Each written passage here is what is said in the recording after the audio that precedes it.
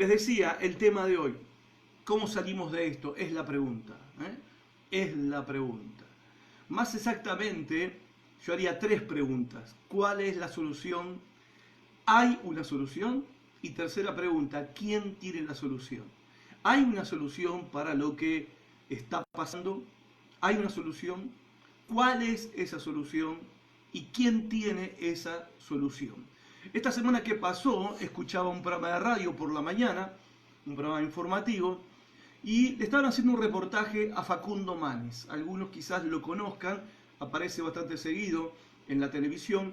Facundo Manes es neurólogo, es neurocientífico, también político aquí en la Argentina.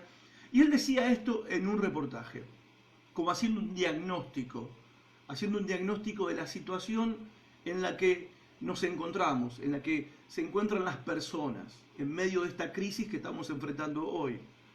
Dice Facundo Manes, estamos viendo una epidemia de salud mental. La salud no se puede separar en la salud física y la mental, es integral. Hicimos una investigación en marzo y vimos que la ansiedad afecta a más del 50% de la población. Hoy vimos que la ansiedad se mantiene, pero subió 15 puntos la depresión. Según nuestro estudio, y escuchen esto, 8 de cada 10 jóvenes de nuestro país tienen depresión. Bien, el diagnóstico. Yo me quedé ahí parando la oreja, esperando que el periodista haga la pregunta. ¿Cuál es la solución? Es la pregunta obvia. Y el periodista hizo la pregunta. ¿Cuál es la solución?, preguntó el periodista. Y esto es lo que dijo Facundo Manes, neurólogo, neurocientífico y político de la Argentina. Esta fue la respuesta. Esta es la solución según él. Tenemos que hacer una campaña de psicoeducación. Decirle a la sociedad que a veces sentirse mal es normal. Hay que darle herramientas a la gente para regular emocionalmente su conducta. Necesitamos más cuidados, empoderar a la gente mediante el uso de mascarillas, más mascarillas, higiene de manos y bajar el miedo. Hay que bajar el miedo. Bien, esa es la solución. Hay que bajar el miedo. No dijo cómo. Menos miedo y más cuidado, dijo él. La gran pregunta habría que haberle hecho, el periodista tenía que haberle hecho, pero ¿cómo se baja el miedo? ¿No? ¿Cómo es eso en la práctica? ¿Cómo es eso en la realidad? Y la verdad, me desilusionó bastante. Bueno, yo sabía que no tenía la solución, esa lo que sabía, pero esperaba algo más concreto, algo más realista, algo más práctico. Quizás esperaba mal. Entonces pensé que quizás desde la religión alguien podía tener la solución. Entonces leí, luego de escucharlo a Manes, en un diario digital, leí lo que dijo Monseñor Jorge Martín Torres Carbonell. Yo dije, bueno, un monseñor. Él va a tener la respuesta desde la religión cristiana, desde la óptica de la cristiandad. Bien. Dijo Monseñor Jorge Martín Torres Carbonell. Él llamó a acompañar a nuestro querido pueblo. O sea, el pueblo necesita acompañamiento. Que vive este tiempo de desafíos difíciles. Aunque no se pueda estar de modo presencial, nos convoca el rezar y pedirle a nuestra Madre que nos sigamos acompañando para ayudar a que aparezcan las fortalezas en los otros, especialmente a los que están bajando los brazos. Interesante, interesante.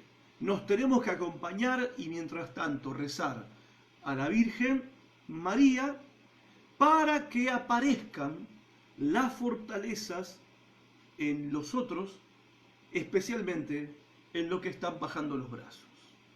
O sea, digamos, está diciéndonos que hace falta que, o sea, no tienen solución, la verdad, no tienen la solución. Muy bien. ¿Y nosotros qué decimos? ¿Qué pensamos nosotros? ¿Qué creemos nosotros ¿Y qué proponemos nosotros desde la Iglesia Cristiana Evangélica como la solución? Pastor, qué pregunta. Hubiera preguntado con tiempo y por ahí podíamos pensar en algo. Bueno, no es muy difícil encontrar una solución que no la tenemos nosotros, que no está en nosotros, pero que sí está en Dios. Yo voy a leer un texto ahora, en Apocalipsis capítulo 19, versos 6 al 7. Este texto que yo voy a leer relata un acontecimiento que todavía no ocurrió. Es una revelación profética de un acontecimiento que va a ocurrir en un tiempo que la Biblia le llama el peor tiempo de la humanidad, el tiempo de la gran tribulación. Es verdad que nosotros ahora tenemos problemas. Es verdad que el mundo se encuentra con un desafío. Esta generación, en realidad, no el mundo, porque pandemias ha habido a lo largo de toda la historia de la humanidad y ha habido guerras mundiales y acá estamos todos todavía porque, en definitiva, Dios es el que cierra, le abrió el negocio y es el que lo va a cerrar. Pero si hay un momento en la historia de la humanidad que se caracteriza por ser el peor momento, no es este el que estamos viviendo, ni es los momentos críticos que la humanidad ha vivido en el pasado, sino que todavía ese tiempo terrible, cual nunca hubo un tiempo como ese, de desesperación, de sufrimiento, de tribulación y de angustia, como nunca lo hubo jamás en la historia de la humanidad, es un tiempo que todavía está por venir. Podría decirlo de otra manera. ¿Tenemos problemas hoy? Bueno, todavía falta lo peor. No es que estoy diciendo agorero ni tirando el ánimo al piso de nadie, sino que quiero hacer referencia a que lo que voy a leer yo es la respuesta de Dios para un momento peor que el que estamos viviendo nosotros ahora. Porque ¿qué peor momento puede haber que el tiempo donde Dios está con su justo juicio castigando a la humanidad? ¿Qué peor momento puede haber para el mundo que el tiempo donde Dios desate su ira sobre la humanidad? Por eso a ese tiempo se le llama el tiempo de la gran tribulación. Como dice también en Mateo el Señor Jesucristo, capítulo 24, tribulación como no ha habido nunca en la historia de la humanidad. Pero en medio de ese tiempo terrible, no hemos conocido un tiempo como ese. Un tiempo de desesperación, angustia y sufrimiento y tribulación como nunca lo ha vivido el mundo hasta ahora. Dios hace esto. Dice Apocalipsis 14, versos 6 al 7. El apóstol Juan está escribiendo la revelación de Apocalipsis. Vi volar por en medio del cielo a otro ángel que tenía el evangelio eterno para predicarlo a los moradores de la tierra, a toda nación, tribu, lengua y pueblo, diciendo a gran voz: temed a Dios y dadle gloria, porque la hora de su juicio ha llegado, y adorad a aquel que hizo el cielo y la tierra, el mar y las fuentes de las aguas. Cuando leía este texto de Apocalipsis capítulo 14, versículos 6 al 7, no podía dejar de maravillarme de la paciencia de Dios y de la inmensa y abundante gracia de Dios. Porque aún en un tiempo donde Dios, que ya lo advirtió, que ya lo avisó, está desatando su justo juicio sobre la humanidad, que le dio la espalda, que lo rechazó, que se rebeló contra él. Esa es la historia de la humanidad desde el día cero, cuando Dios creó a Adán y Eva, después de Génesis capítulo 3, desde Génesis capítulo 3 con la caída de Adán y Eva en el pecado hasta el tiempo de la gran tribulación. La historia de la humanidad se puede resumir en una palabra: rebeldía. Rebeldía contra su creador. Y Dios advirtiendo y anunciando por medio de sus profetas y sus apóstoles que va a llegar el tiempo donde Dios le va a pagar a cada uno conforme a sus obras. Y que Dios es misericordioso y compasivo, lento para la ira, grande en misericordia y verdad, pero no va a tener por inocente al que es culpable. Y como Dios es bueno, a cada uno le va a dar lo que merecen sus obras.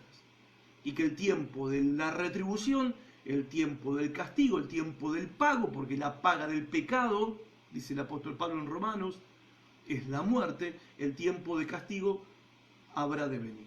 Es inevitable y eso viene. Ahora, estando Apocalipsis 14, es en medio de ese tiempo terrible. ¿Y qué es lo que hace Dios? A favor de la humanidad. Porque aun cuando es ese tiempo de juicio y castigo, escuchen, todavía había una oportunidad para salvación. Todavía había una oportunidad para escapar del juicio de Dios. Todavía había una oportunidad para escapar de la ira de Dios, de la venganza de Dios.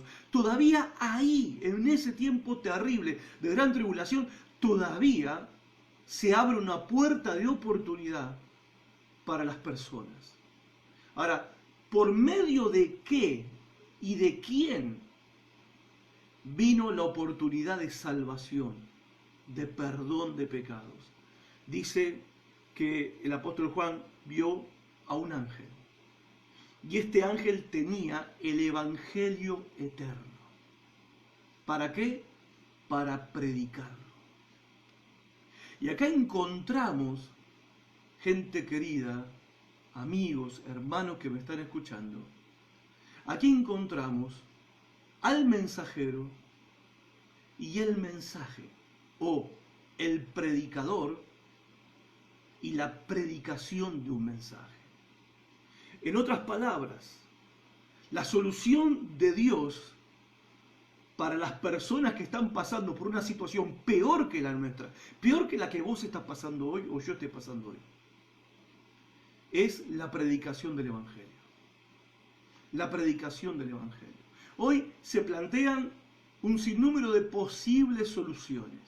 Y, a ver, yo entiendo que los gobernantes estén rebanando los sesos tratando de encontrarle el agujero al mate, tratando de encontrarle una salida a esta situación de la que parecen no poder salir. Yo entiendo también que el neurólogo, el neurocientífico, dé respuestas vagas, que menos miedo, más cuidado, hay que bajar el miedo. Esa es la respuesta del gran neurólogo y neurocientífico Facundo Manes.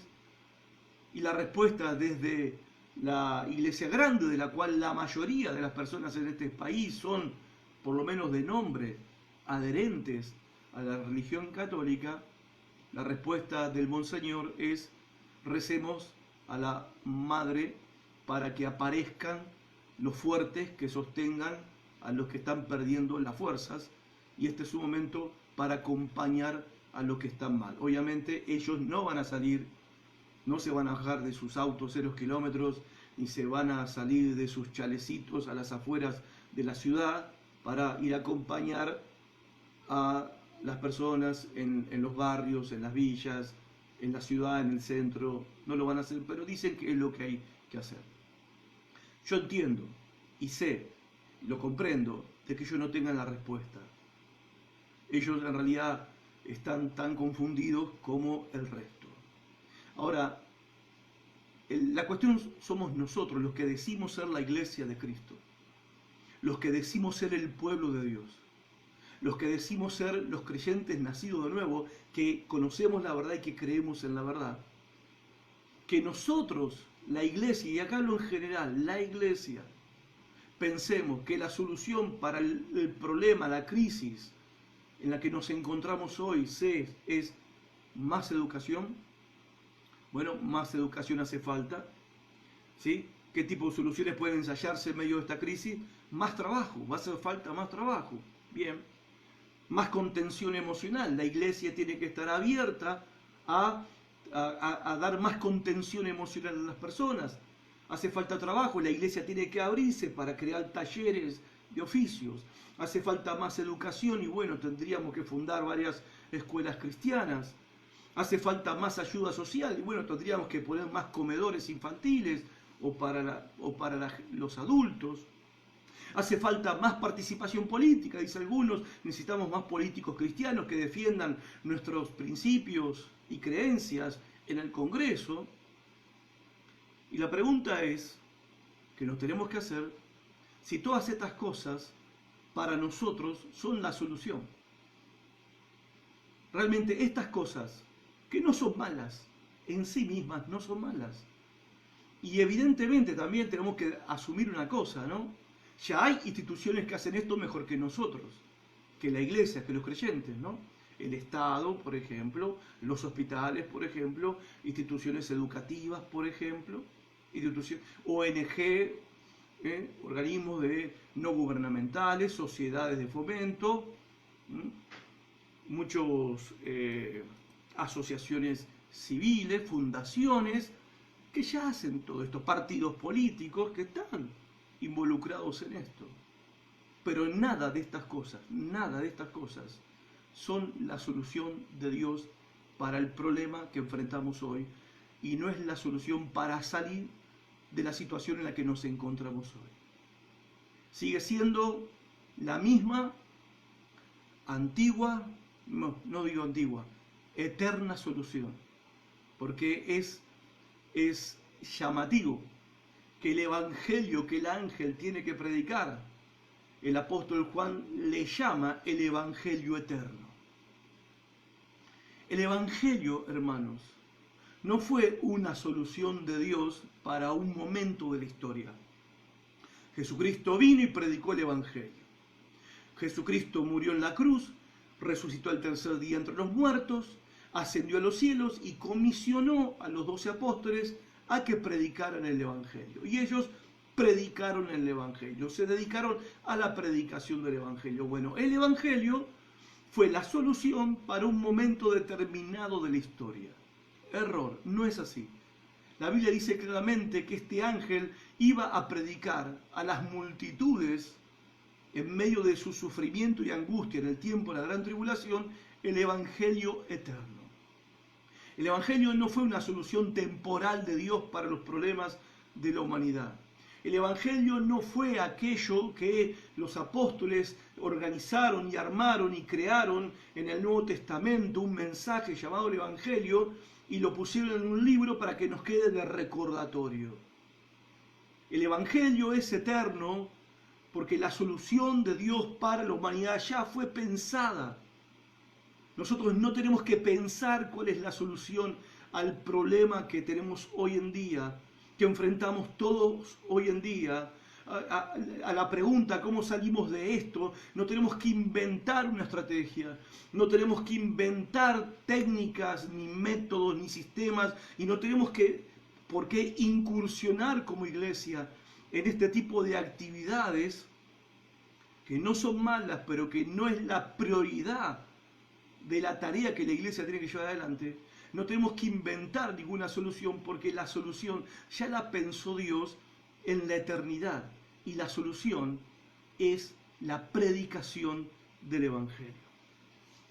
Tenemos que tener mucho cuidado, mucho cuidado. ¿Saben qué?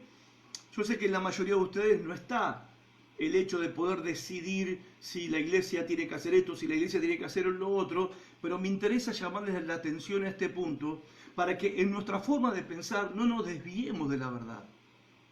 No nos desviemos de la verdad. No es la contención ni ayuda social la que va a resolver el problema que enfrentamos hoy. No es más educación, no es lo educacional, no es la contención emocional, no es la contención alimentaria, ni siquiera es la contención sanitaria la solución a todos estos problemas.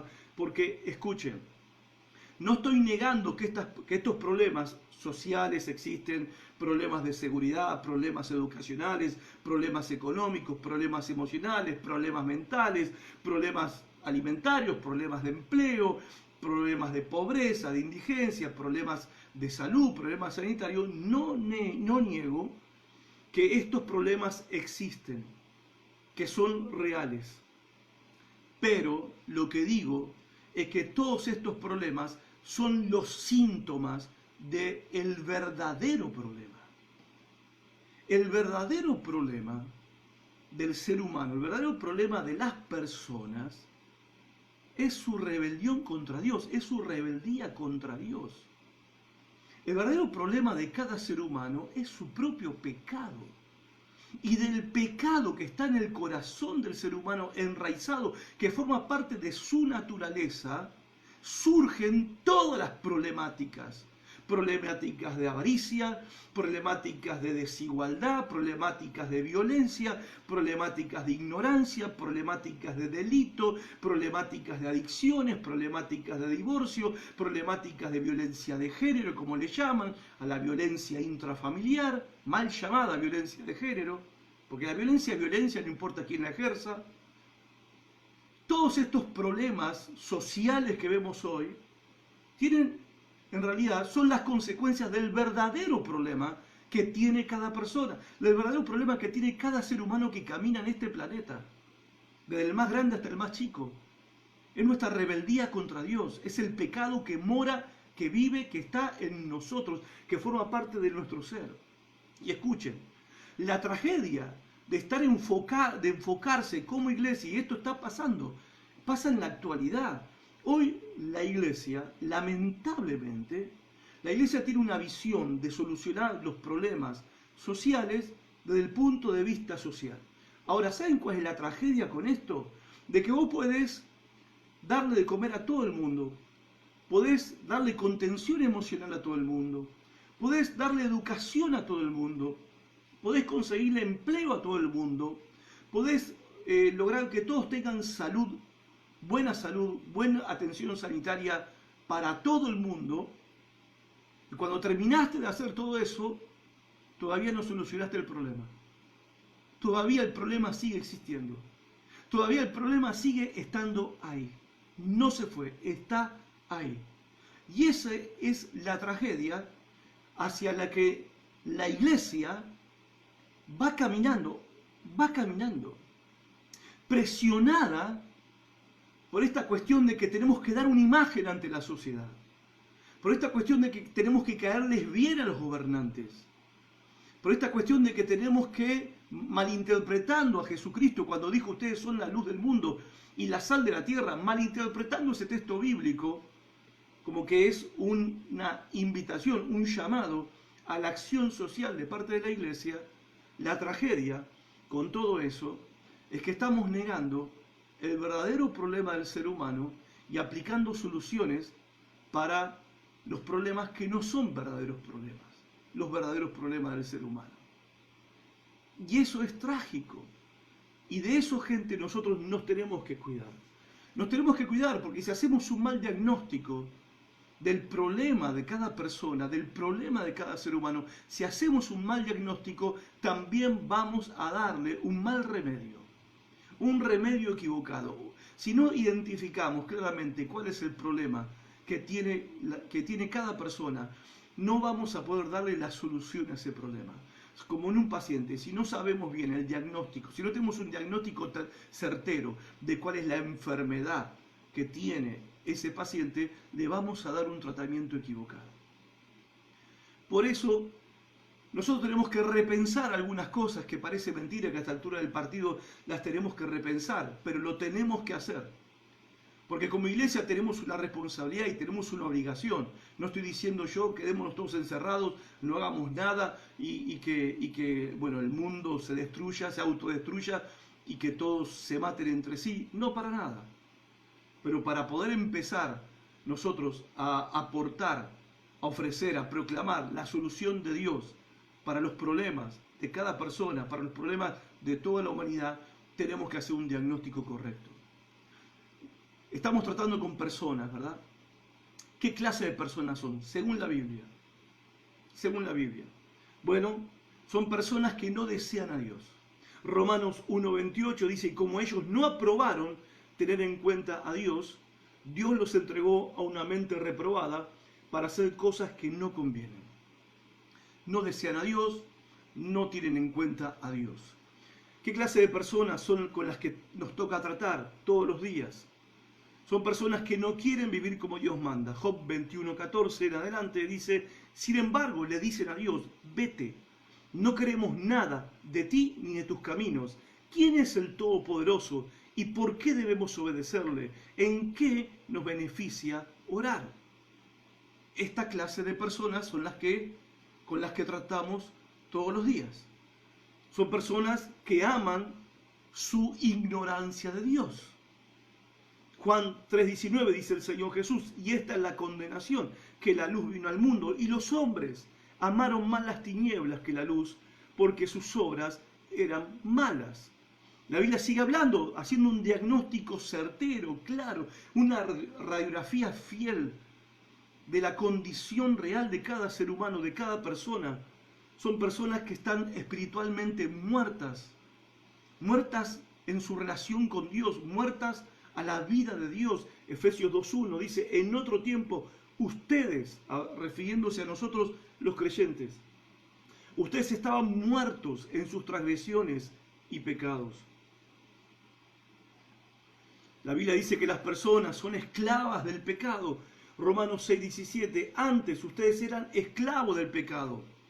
Eso éramos, antes esclavos del pecado, pero gracias a Dios, ahora obedecen de todo corazón la enseñanza que les hemos dado. Esclavos del orgullo, esclavos del temor, esclavos de ansiedad, esclavos de las pasiones.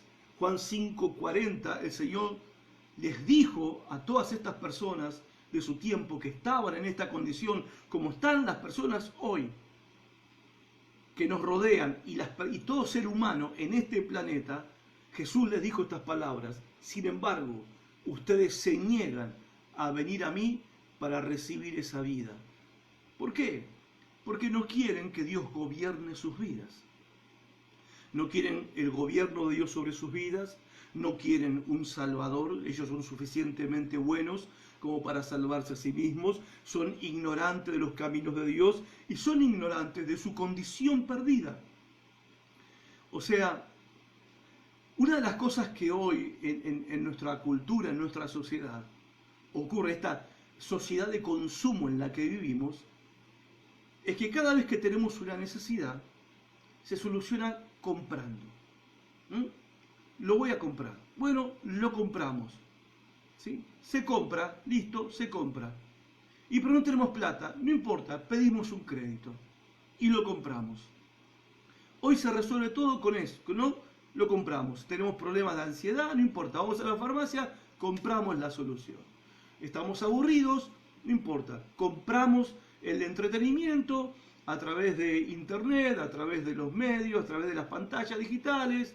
Estamos deprimidos, bueno, nos vamos de compras y nos sentimos mejor porque nos compramos algo. No estoy contento, estoy triste porque este celular no anda muy bien. Y bueno, para estar alegres voy y me compro otro celular. Hoy vivimos en una sociedad que está totalmente ignorante de su verdadera condición de perdidos, porque su conciencia se calma y se aquieta y se enceguece con estas satisfacciones temporales. Son caramelos de madera, que no son caramelos y que entretienen a las personas. Entonces no llegan a ser nunca conscientes de su verdadera condición espiritual, de cómo están delante de Dios, y tampoco tienen tiempo para pensar en su condición. ¿Por qué? Porque casi no ves personas leyendo en la calle, por ejemplo, diarios o libros, o en un colectivo, o en el tren, en un subte, si estás en Buenos Aires, casi no hay gente que lee, todos atrapados por la pantalla. Entonces no tenemos tiempo para pensar. No nos gusta el silencio, llegamos a casa del trabajo, ponemos música a todo lo que da. O si no, nos enganchamos con una serie maratónica y nos vemos 4 temporadas, 10 capítulos cada uno, y no tenemos tiempo para pensar, porque después ya los ojos así nos vamos a dormir.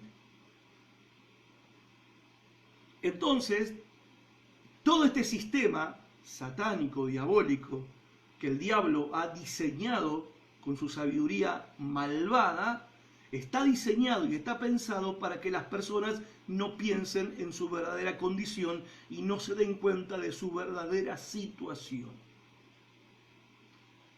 Ahora, Dios, a través de su palabra, nos da la solución. Y esta solución es doble. Solución doble, ¿por qué? Porque la primera parte de la solución, o mejor dicho, la primera cara de la solución, o la primera faceta de la solución, es la predicación del Evangelio. Y la segunda, por medio de creyentes predicadores. La solución de Dios es doble. La solución de Dios para el problema de la humanidad, para el problema de cada persona, de cada ser humano, y la manera en que vamos a salir de esto, en la que nos encontramos hoy, es la predicación del Evangelio por medio de creyentes predicadores. Y acá, gente, quiero reafirmar esta verdad para nosotros los creyentes, para nosotros la iglesia. El Evangelio es la solución, no es una solución, no es un paliativo, no es algo más. El Evangelio es lo más esencial para la vida del ser humano.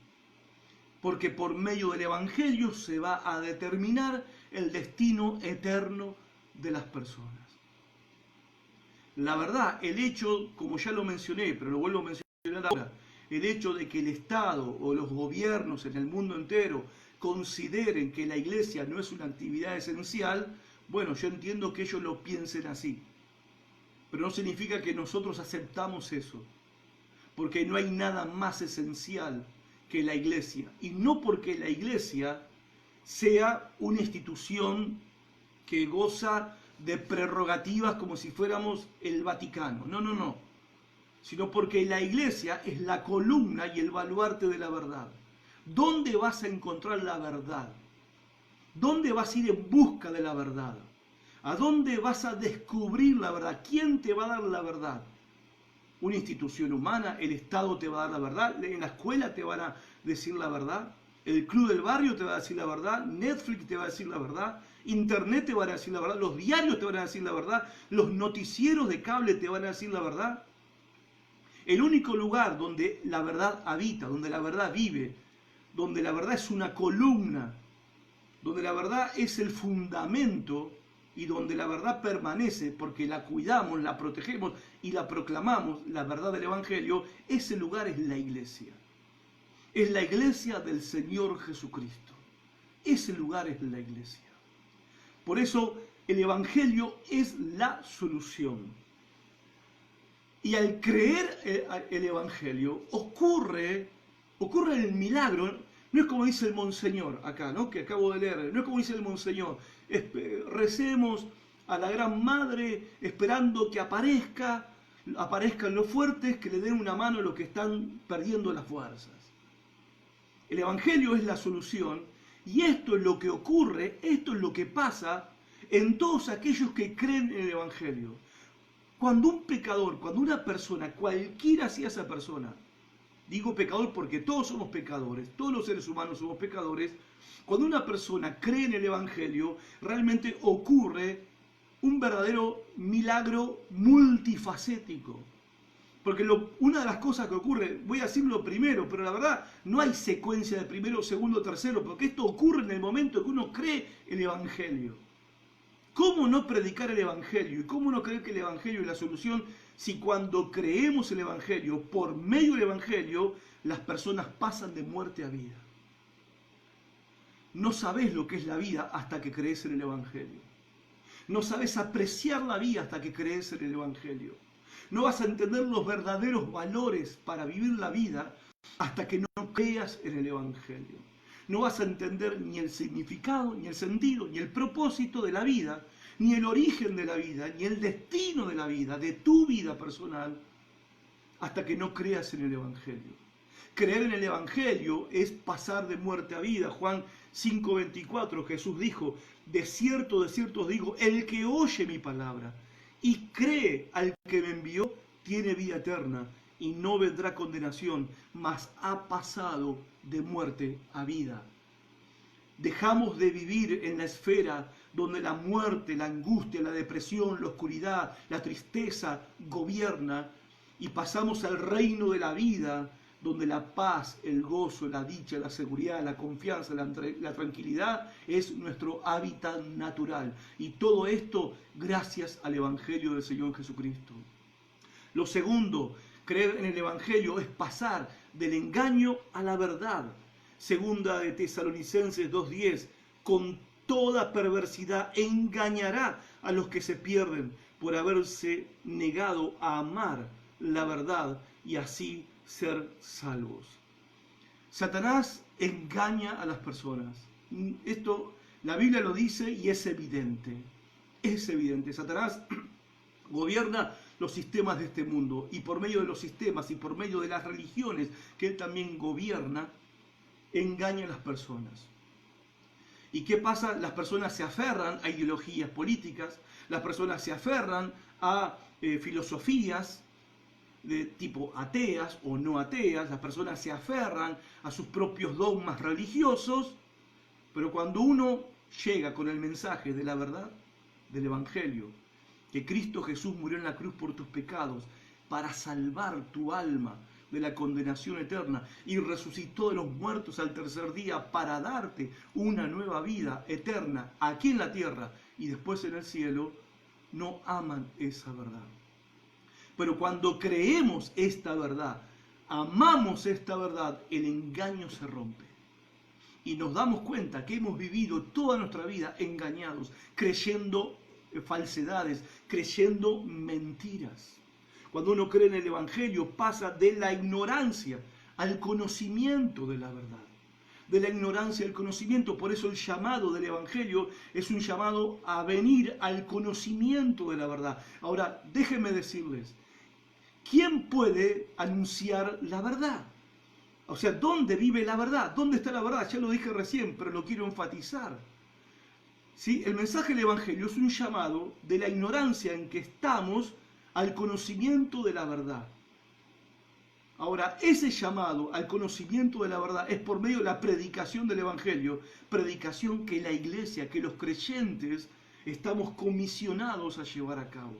Por medio de la predicación del Evangelio, dice el apóstol Pablo en 1 Timoteo 2:4, el cual quiere que todos los hombres sean salvos. Dios quiere que seas salvo, que seas salva. Dios quiere, sí, que tengas la solución para enfrentar lo que estamos enfrentando hoy. ¿Cómo salimos de esto? Dios tiene la solución. Esa solución es el Evangelio, porque Dios quiere que conozcas la verdad. Dios quiere que los hombres sean salvos y vengan al conocimiento de la verdad. Salir de la ignorancia.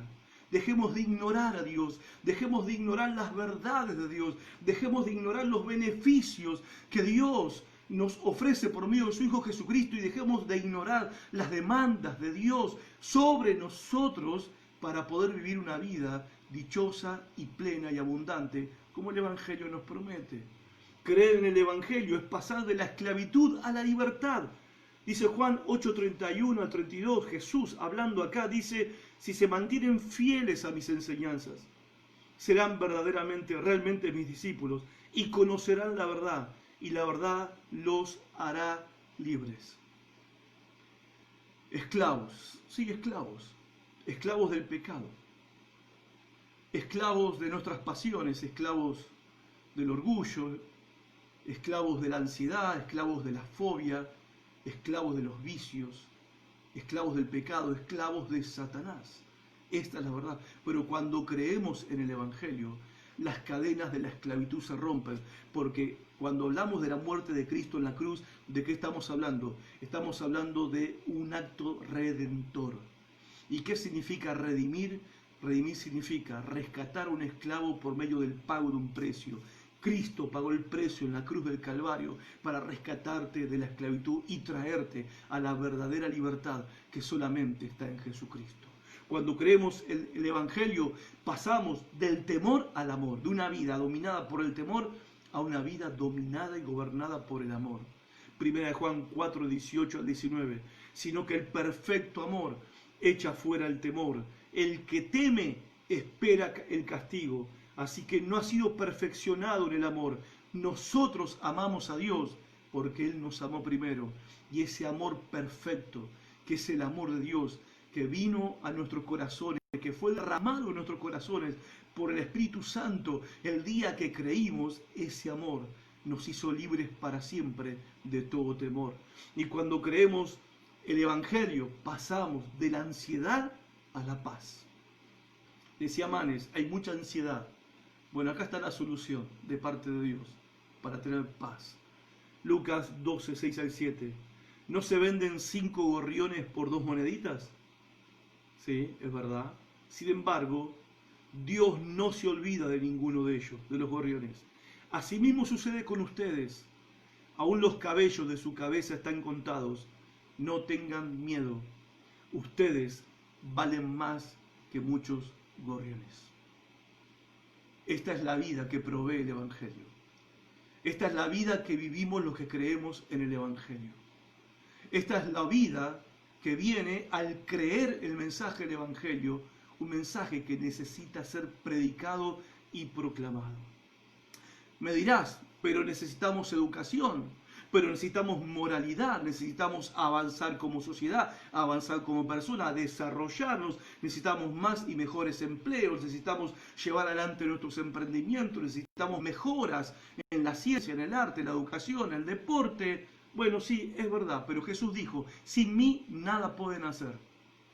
Les voy a decir algo, a lo largo de toda la historia de la iglesia cristiana, 2020 años de historia, cuando el Evangelio fue predicado fielmente por la iglesia, y cuando el Evangelio fue creído por las personas de cada uno de esos tiempos, ocurrieron reformas, avivamiento en la iglesia y reformas sociales.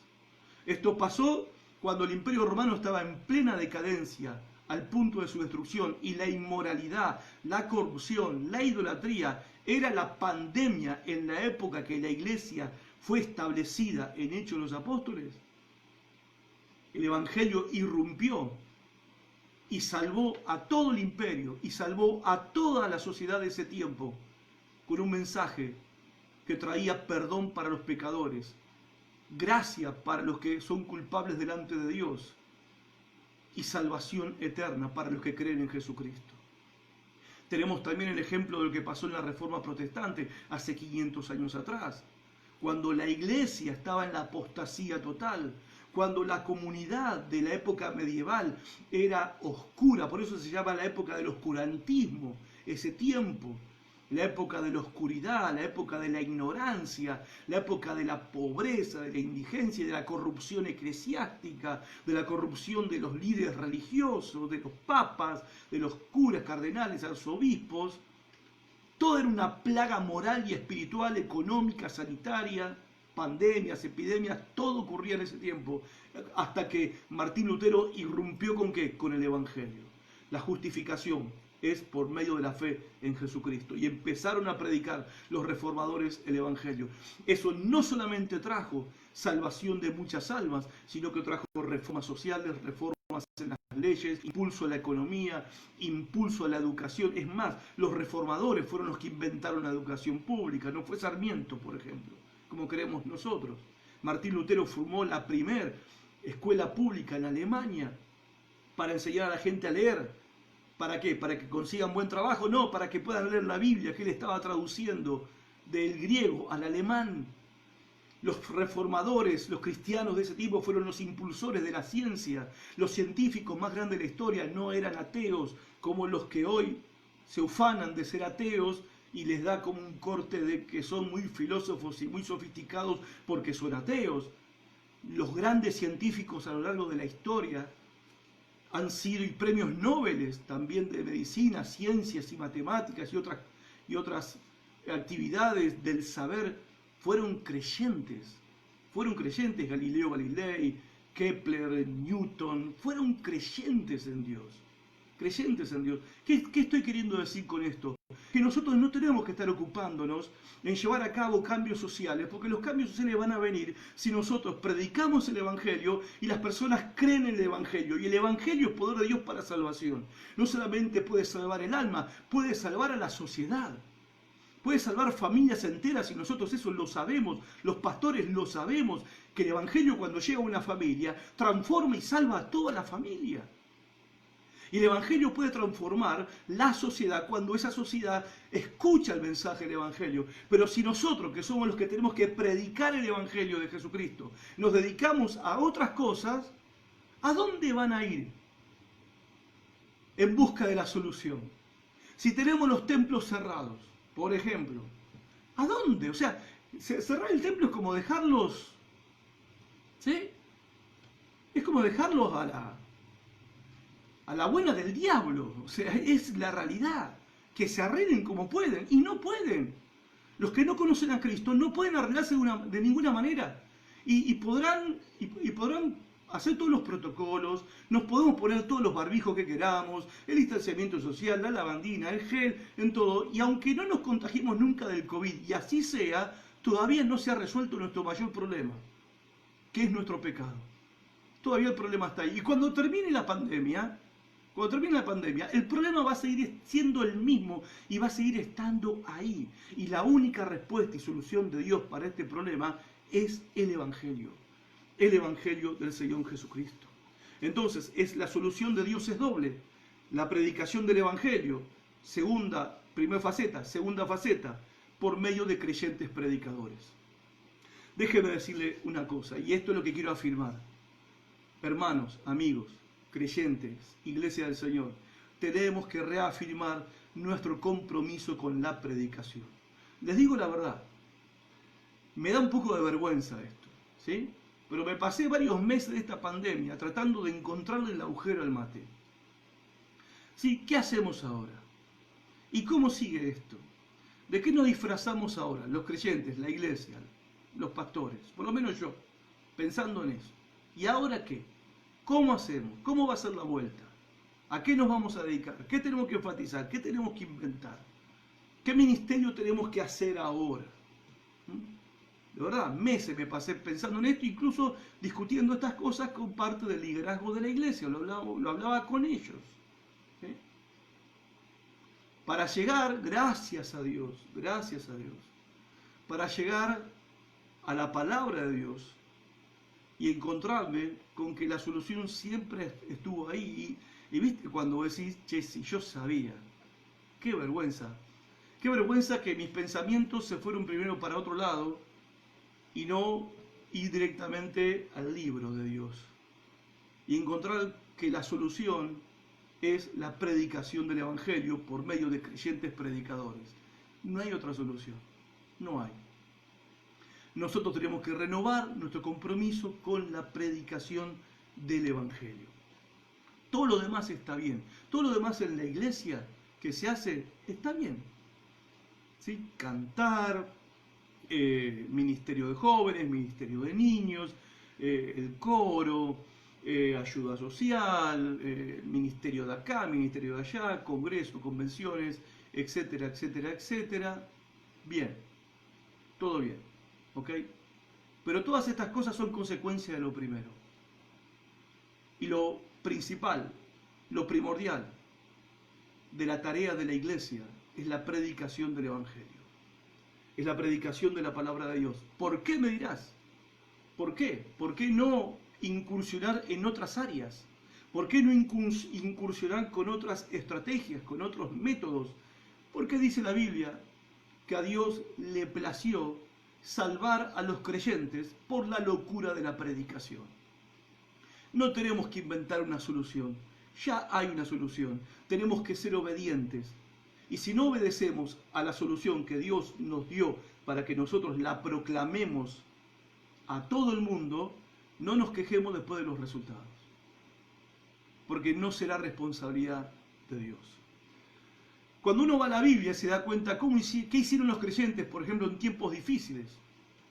Porque los creyentes bíblicos, los creyentes del primer tiempo de la iglesia cristiana, evidentemente pasaron por momentos muy difíciles. Y encuentro en Hechos capítulo 8, versículo 4 al 5, que lo que ellos hicieron en tiempos difíciles, como por ejemplo persecución que se desató en Jerusalén, estaban matando cristianos, obviamente, mataron a Esteban, el mártir, el primer mártir de la iglesia, y tuvieron que salir huyendo porque empezaron a cazar cristianos para matar cristianos y apedrearlos.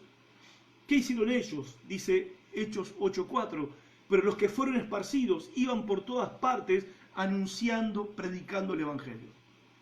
Entonces Felipe, descendiendo de la ciudad de Samaria, predicaba a Cristo. ¿Qué hicieron ellos en el momento difícil que se encontraron, donde corría riesgo sus vidas? Como ahora, quizás algunos piensen que corre riesgo su vida, que se pueden morir de la peste, Bueno, ¿qué es lo que hacían ellos? ¿Qué es lo que tenemos que hacer nosotros? Bueno, lo que hacían ellos predicaron el Evangelio, no dejaron de predicar. Hechos capítulo 4, versos 17 al 20. ¿Qué hacen Pedro y Juan? Siendo encarcelados, estaban en cana. Bien, los llaman los gobernantes del pueblo judío, el Sanedrín famoso, lo llaman a indagatoria y dicen, debatiendo entre ellos, las autoridades judías, dicen, sin embargo, para que no se divulgue más entre el pueblo, amenacémosle para que no hablen.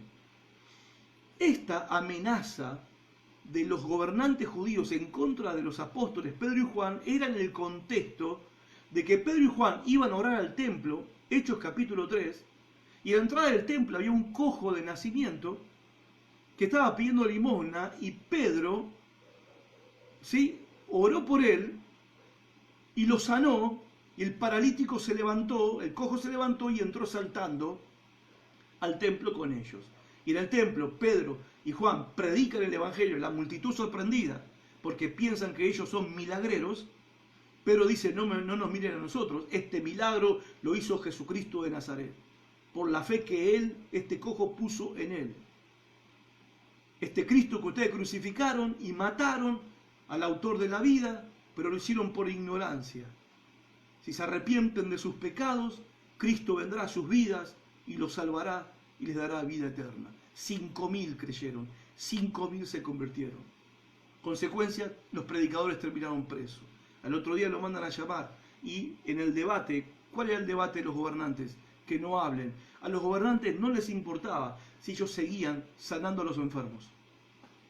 Si ellos seguían levantando paralíticos, estaba todo bien. No hay problema con los milagros. ¿El problema cuál era? Que ellos anunciaban a Cristo, predicaban el Evangelio. Ese era el problema. Dice, amenacémosles para que no hablen de aquí en adelante a hombre alguno en este nombre.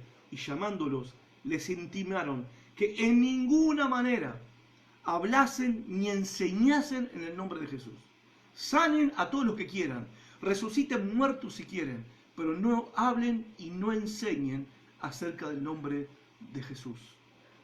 Mas Pedro y Juan respondieron diciéndoles, juzgad, díganme, dice Pedro y Juan, díganos si es justo delante de Dios, no delante de ustedes, delante de Dios.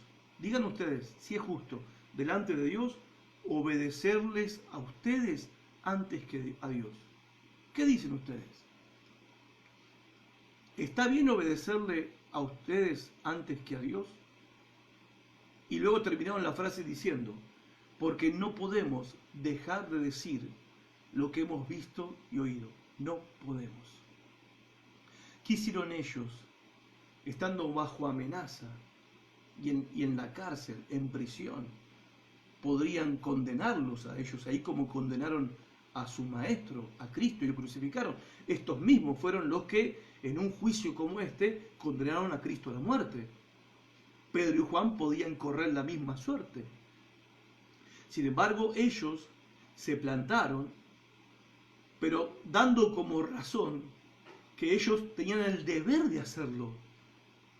Porque ellos dicen, no dicen, lo que pasa es que nos gusta predicar. No dijeron eso. Dicen, lo que pasa es que tenemos el don para predicar, el don para enseñar, el don para evangelizar. Entonces, y nos gusta hacer esto. No. El argumento de Pedro y de Juan es, no podemos dejar de decir lo que hemos visto y oído. Y esto, hermanos, es verdad también para nosotros. No podemos dejar de hablar. No podemos dejar de decir lo que sabemos, de anunciar lo que sabemos, de predicar lo que sabemos. No podemos. ¿Por qué? Porque es nuestro deber. Predicar el Evangelio no es una opción. Predicar el Evangelio no se trata de que si tengo el ministerio de predicador o no tengo el ministerio de predicador. Jesucristo le dijo a los discípulos, van a recibir poder y van a ser mis testigos. Les dijo a todos ellos, a todos los que estaban reunidos allí, juntamente con el Señor. Y el Espíritu Santo vino. No vino solamente sobre los 12, en Pentecostés vino sobre los 120. Y luego vino sobre los otros que se convirtieron. Y luego vino sobre todos los creyentes. Y sigue viniendo el Espíritu Santo sobre todos aquellos que ponen su fe en Cristo. ¿Para qué? Para que todos los creyentes seamos testigos. Es nuestro deber. Hechos 18:5. Dice, y cuando Silas y Timoteo vinieron a Macedonia, Pablo estaba entregado por entero a la predicación de la palabra, testificando a los judíos que Jesús era el Cristo. Pablo estaba entregado por entero a la predicación. Hermanos, nosotros fuimos entregados por Dios a la predicación. Nosotros somos todos predicadores. Eso es lo que dice la Biblia. Dice Hechos 20:22, Pablo está hablando y dice, ahora estoy obligado por el Espíritu a ir a Jerusalén. No sé lo que me espera allí. Y aquí va a Jerusalén Pablo a predicar, pero Pablo dice, estoy obligado a ir a Jerusalén. Y no sé lo que me espera allí, salvo que el Espíritu Santo en cada ciudad me va advirtiendo que me esperan prisiones, sufrimientos y cárceles a manos de los judíos. Pero voy a ir igual. Estoy obligado a ir. A ver, la obligación de predicar el Evangelio es la obligación de todos nosotros. ¿Ustedes creen que yo hago este video porque me gusta salir en la camarita? ¿Porque quiero ser famoso? ¿Porque me gusta que me vean? Estoy obligado a hacerlo. Estamos obligados a hacerlo. Ahora, no solamente yo. Vos también deberías armar tus videitos. Vos también deberías hacer tus pequeños audios y enviar y predicar la palabra de Dios por medio de ellos. Dice 1 Corintios 9:16, Pablo lo explicó de esta manera, dice, sin embargo, cuando predico el Evangelio, no tengo nada de qué enorgullecerme, no tengo nada de qué jactarme, ya que estoy bajo la obligación de hacerlo. Estoy bajo la obligación, en la versión Reina Valera dice, me es impuesta necesidad, estoy bajo la obligación de hacerlo. ¿Ustedes piensan que nosotros los predicadores no nos llega el pensamiento a veces de decir, ya, listo, basta, no predico más?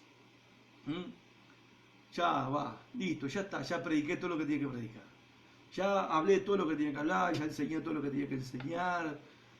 Quiero una vida más tranquila, ser un creyente común y corriente. Y bueno, muchos predicadores lo hemos pensado. Muchos predicadores lo hemos pensado. A ver si le puedo dejar la iglesia a alguien. A ver, y ser no un creyente normalito. Pero el apóstol Pablo dice, ¿ustedes creen que yo no tengo nada de qué enorgullecerme por predicar el Evangelio? Porque me siento obligado a hacerlo y ay de mí si no lo hago.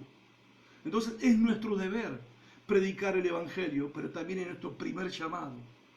Primera de Pedro 2:9 dice, pero ustedes son linaje escogido, real sacerdocio, nación santa, pueblo que pertenece a Dios, pueblo que fue comprado por Dios, pueblo que fuimos adquiridos por Dios.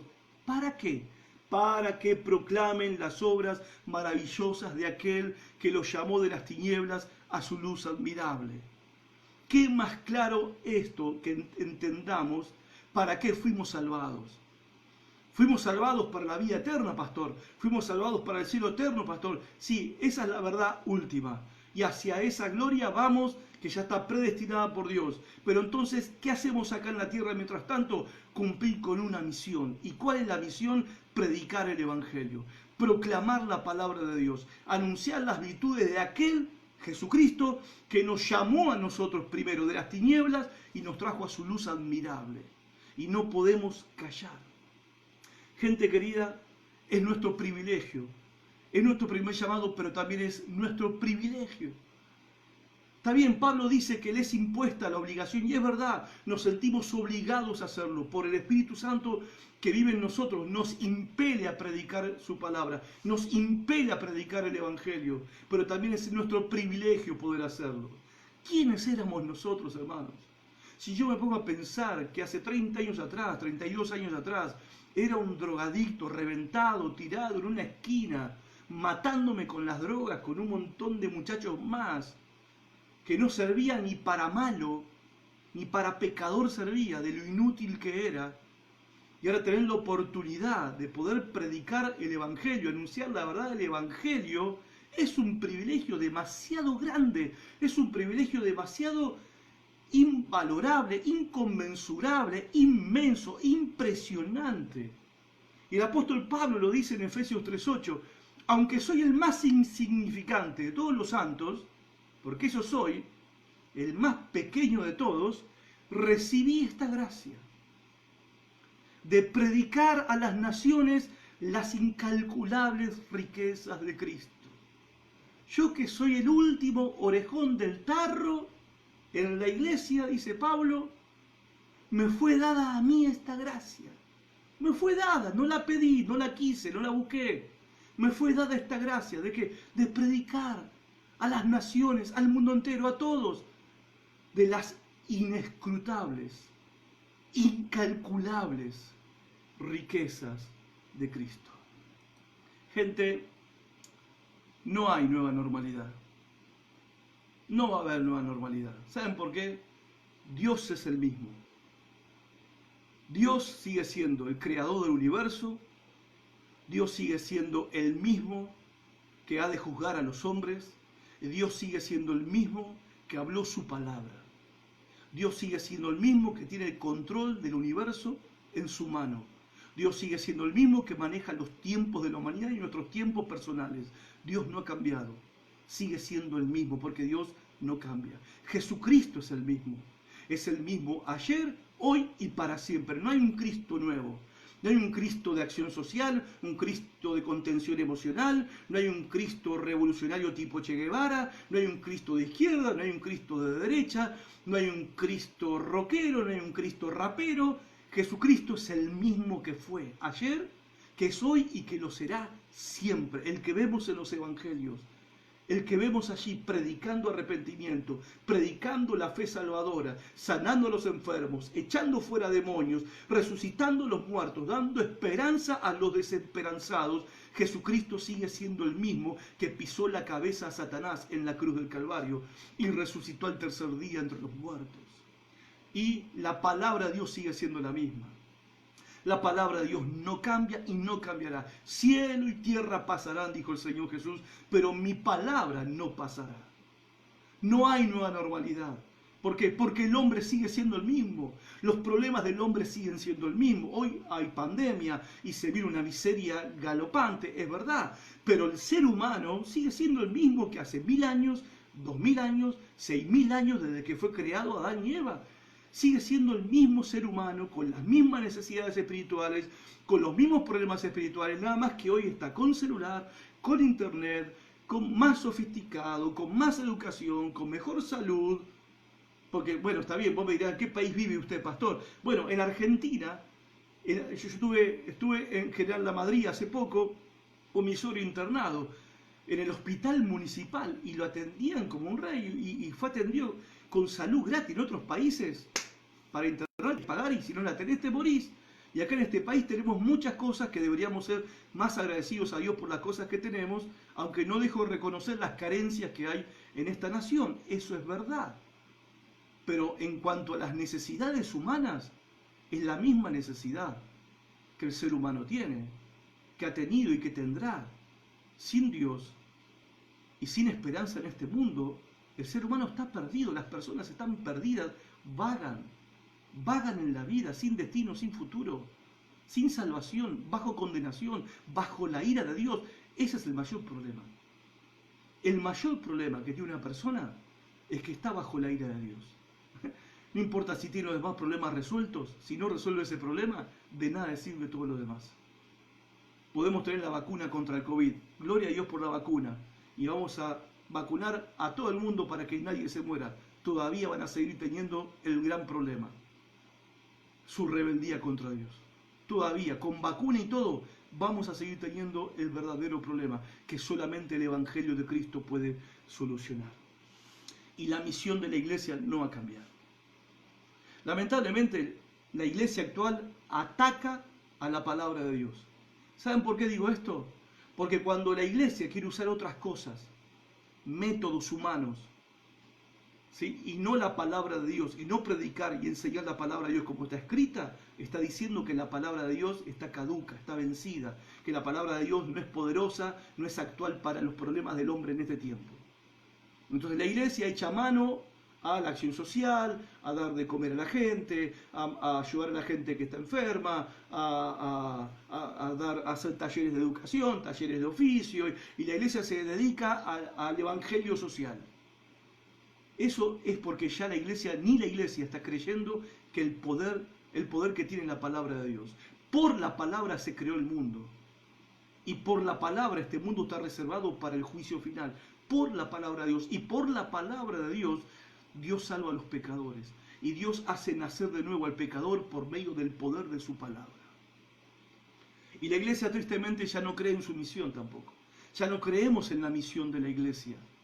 ¿Y cuál es la misión de la iglesia? Y la misión de la iglesia, estamos en este mundo para una sola cosa, estamos principalmente. Orar, bueno, orar lo necesitábamos, sí, pero para estar en comunión con Dios, mejor en el cielo, ¿verdad? Cantar, y está bueno, es lindo, es una bendición, pero en el cielo vamos a cantar mejor.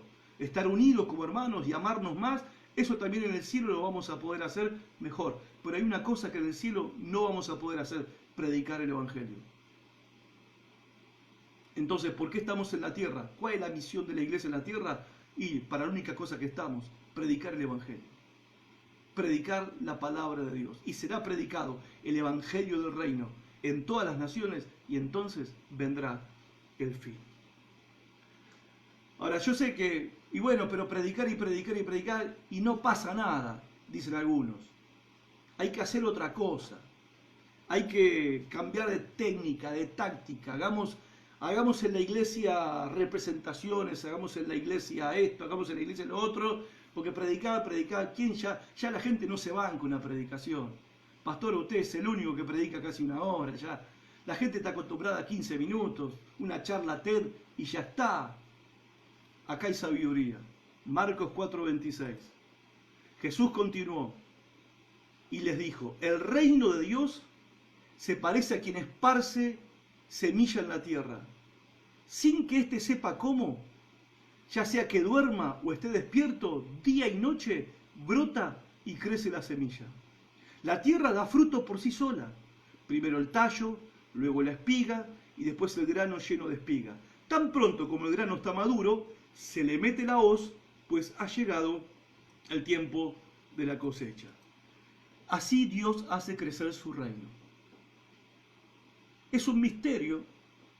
A nosotros nos toca sembrar la semilla y después te vas a dormir. El sembrador siembra la semilla y se va a dormir y no sabe cómo la semilla en la tierra, cómo crece, cómo germina, cómo se desarrolla, no sabe, ignora el proceso. Pero por sí misma, dice la parábola, Jesús en la parábola, por sí misma, dice, aparece el tallo, después la espiga y después el grano lleno de espiga. El grano lleno en la espiga. ¿Qué hace el sembrador para producir eso? Nada. Eso por sí solo, dice la parábola. Enseñanza, Dios hace crecer su reino. Dios lo hace crecer de una manera misteriosa. Pero el reino crece, el reino avanza. Pero para que el reino crezca y el reino avanza y muchos puedan entrar al reino de Dios y el reino pueda crecer, incluyendo a más y más personas, el sembrador tiene que sembrar la semilla. No hay otra. Después Dios mandará lluvia, la regará, ¿sí? Pero el sembrador se limita a eso, a la siembra de la semilla. Y nosotros sabemos que la semilla es el Evangelio, según Jesús en Mateo 13. Y sembrar es predicar el Evangelio. Pablo, antes de morir, y acá termino, Pablo antes de morir le hace un encargo a Timoteo. Timoteo quedaba. Pablo se iba y Timoteo quedaba a cargo de todo. No era el mejor que había, era el único que había. Entonces Pablo, antes de morir, le escribe una carta al único que había, al único que quedaba, fiel a la sana doctrina, fiel al Evangelio, porque dice Pablo, muchos me abandonaron, muchos se fueron al mundo, muchos se desviaron de la verdad. Quedaba Timoteo, él solo, que según Pablo quedaba él solo. Segunda Timoteo 4:1, Pablo sabe que va a morir. que se va y le dice a Timoteo, te encarezco delante de Dios y del Señor Jesucristo. O sea, mira, yo te pongo ahora, Timoteo, delante de Dios y delante de Jesucristo, Timoteo. Delante de ellos dos, yo te encarezco, delante de ellos dos, de Dios y del Señor Jesucristo, que juzgará a los vivos y a los muertos. Okay. Nos juzgará a todos en su manifestación, en su reino. Predica la palabra de Dios. Predica la palabra de Dios. Mantente preparado, sea o no el tiempo oportuno. Corrige, reprende, anima a tu gente con paciencia y buena enseñanza. Que prediques la palabra. Que prediques la palabra. Que prediques la palabra. En conclusión, la peor cosa que un médico puede hacer cuando una persona llega de urgencia a la guardia, no solamente que es lo peor, sino que es un delito, es un crimen. Supongamos que llega alguien en la guardia con un terrible dolor en su estómago, que se retuerce del dolor, y resulta que el médico es bueno, muy compasivo, no le gusta que la gente sufra, entonces el médico le manda un inyectable de morfina, novalgina, no sé, un calmante. Entonces a los pocos minutos, segundos a veces, el dolor se va. El paciente ya está aliviado, el paciente ya está contento y el médico se siente feliz que ya el paciente no sufre más. Ahora resulta que si es una peritonitis o una hernia reventada, lo que el médico está haciendo es un acto criminal, porque no está buscando la verdadera enfermedad. O sea, atacó el síntoma, pero no descubrió la enfermedad. Y como no descubrió la enfermedad, no puede hacer un diagnóstico o tratamiento correcto. No puede hacerlo. Y no lo estudia el paciente para poder decirle lo que tiene, decirle la verdad. Tiene un tumor, tiene una peritonitis, hay que operar urgente, si no se va a morir, tiene la hernia reventada, tiene un ataque al corazón, tiene un paro cardíaco, no sé. Y es un acto criminal si nosotros no decimos la verdad también. Si nosotros no le decimos la verdad a las personas y le seguimos dando pastillas a la que llamamos el Evangelio, ¿sí?, para entretener a las personas, para aliviar a las personas, para hacer que la gente se sienta bien consigo misma, y no le decimos cuál es su problema, y no le decimos cuál es la verdadera solución, no le predicamos el Evangelio, ¿sí?, somos peor que este médico. Somos peor que este médico. Y esta es la verdad. Tu mayor problema es el pecado. Tu mayor problema es tu rebeldía contra Dios. Vivir tu vida como si Dios no existiera. Es tu mayor problema, porque eso te pone bajo la condenación y el juicio de Dios. Tu mayor problema incluso es peor cuando rechazás a Jesucristo, que en la cruz murió por tus pecados y no le das importancia a lo que Cristo hizo por vos en la cruz, y que al tercer día resucitó entre los muertos para darte una nueva vida, una vida de verdad, no esta vida que estás viviendo si no sos creyente. Cristo resucitó para darte una nueva vida, y que esta vida presente se transforme en tu vida vieja para empezar a vivir una vida nueva, siendo tus pecados perdonados, tu alma y corazón limpiados por la sangre de Cristo, porque te arrepentiste de tu pecado y has puesto tu confianza en Jesucristo como tu Señor y tu Salvador. Y no solamente que resucitó para darte una nueva vida, sino que va a volver el Señor Jesucristo para juzgar a todos aquellos que rechazaron el mensaje del Evangelio. Yo que vos lo pensaría.